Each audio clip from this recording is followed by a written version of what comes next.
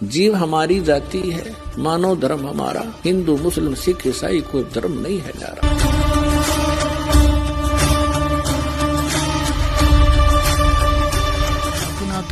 जैसे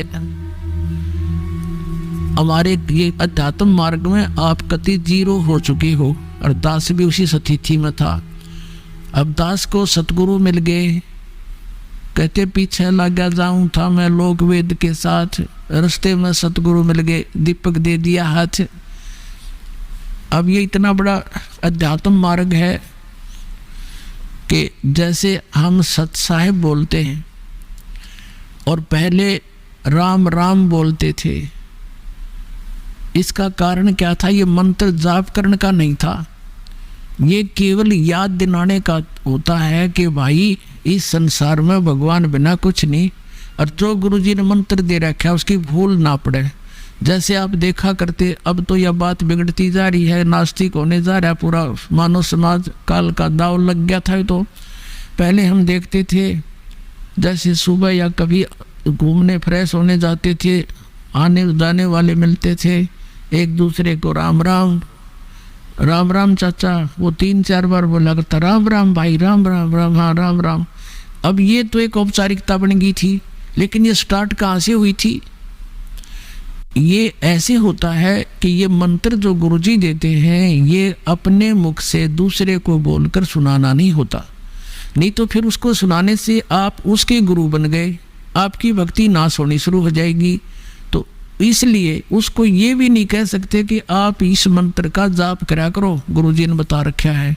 जैसे प्रत्येक व्यक्ति को सलाह दी जाती है कि प्रतिदिन भगवान को याद करो, मंत्र का जाप करो, भूल ना पड़े, संसारिक कामों में भूल ना पड़नी चाहिए, भगवान को याद रखा करो।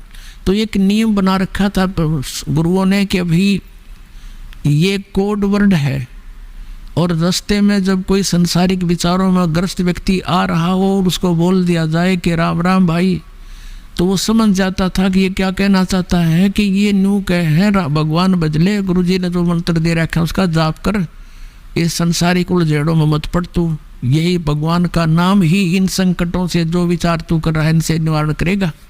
तो वो भूल पड़ी हुई उसके चेतन हो जाता था, और कुछ देर तक वो फिर उस मंत्र को जाप करता हुआ सफ़र में चलता रहता था। फिर कोई भूल पड़ती थी, आगे दूसरा टकरा जाता, राम राम भाई, हाँ राम राम राम राम। उनका उद्देश्य ये होता था कि मंत्र न याद रखियो, भूल ना पड़ जाए इस मंत्र की।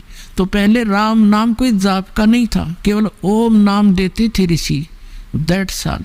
और उसको गुप्त रखना इसलिए अनिवार्य था कि तुम किसी को बताना नहीं तो तुम गुरु बन गए, तुम्हारा फिर काम बिगड़ गया, तुम अधिकारी हो नहीं, दोनों चोट चपट। तो और याद दिलाते रहना एक दूसरे को। इस राम शब्द जब ये बोल रहे हैं तो ये समझ लेना ये कहना चाह रहा है कि भगवान का वो मंत्र गुरुजी का याद कर, जाप करा करो, इस भगवान बिना संसार में कुछ नहीं है। तो ऐसे हम सत साहेब बोलते हैं। सत माने अविनाशी, साहेब माने राम।